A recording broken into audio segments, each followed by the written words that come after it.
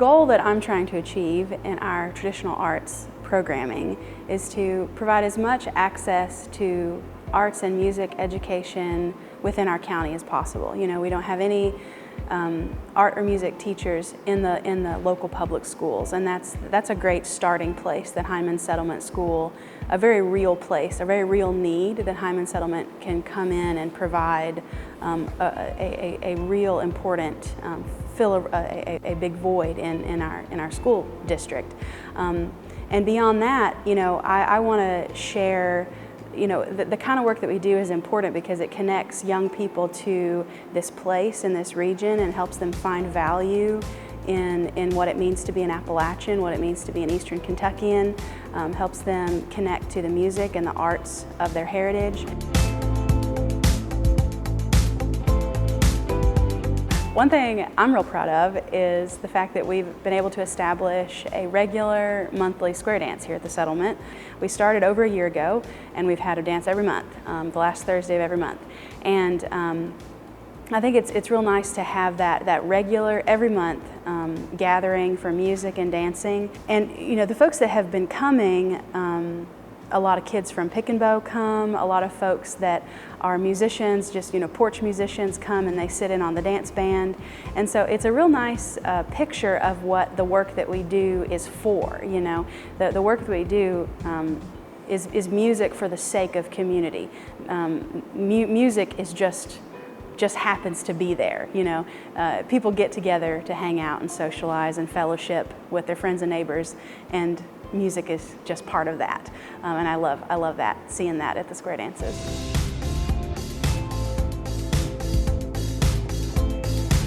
A new endeavor that we did this year was, back in February, we did Art in the Mountains, a summit for Appalachian art educators, and it was a wonderful day here at the settlement. We had about 20 people, and we spent the day working on we had several great presenters that presented things on how do you modify your lesson plans for special needs students. Grace Henderson gave a great presentation on how do you, as a independent teaching artist, how do you contract with individual schools for residencies, which is the case for a lot of teaching artists in the area, where a lot of schools don't have a regular art teacher. They rely on individual contractors that kind of come in and do that sort of thing. So that was really insightful for me to learn. I learned a lot of stuff, and we had a great day.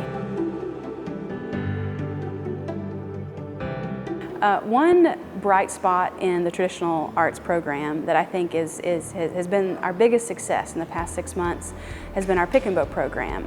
It's really catching on to a lot of momentum in the past year. And I'm seeing a lot of parents from other schools, a lot of teachers and principals have been expressing interest on bringing Pick and Bow to their elementary school, and I'm seeing a lot of just a lot of interest in the community for Pick and Bow, and I think there's a lot of room for growth, and I think, you know, in terms of the growth of our Pick and Bow program, the sky's the limit. I mean, we could have a Pick and Bow lessons after school at every school in the county. I mean, we really could. In terms of the only thing limiting us is how many teachers we can employ and how much money we got, but you know, there's just a lot of interest and a lot of enthusiasm among parents and teachers, and now little siblings are joining in with their older siblings that have been in it for a while, and that's real fun to see.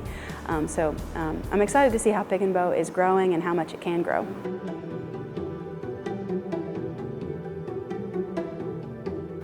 With the support of with a grant from Berea College, we've been able to fund our square dances, but also we've been able to fund more traditional dance education in the schools. So we have had Allison Duvall, an Irish dancer, come in and do a residency with us, as well as Tiffany Owen, a flat-foot dancer from Pikeville. She's come in and do stuff. Looking forward, we're going to be having the Greengrass Cloggers, who's a world-renowned clogging group from North Carolina. They're coming in. And then we'll also be having Carla Gover spending a few days with us for a dance residency. Another thing that I'm excited about is this summer I'm starting a smaller group of pick and bow students that I'm calling a pick and bow string band, and it's an invite only, a special group of more advanced pick and bow students that have been in it for a while, that are ready for that next challenge. Because I don't want the older kids to get bored, and I want them to be challenged and have exciting things to look forward to, you know. So I've invited about 10 kids, and we're going to start in May. At the end of May, and they're going to have a few extra performing opportunities. We're going to perform at the Knott County Bluegrass Festival. We may even be able to bring them up to the Elliott County Fiddlers Convention, and they might compete in a string band contest. But I'm looking forward to bringing together a group of more advanced students that can inspire the younger students as something to look forward to, that, you know, this is where you can get to, you know, with your instrument, if you with dedication and with time, you can get there. So I'm excited about encouraging those kids.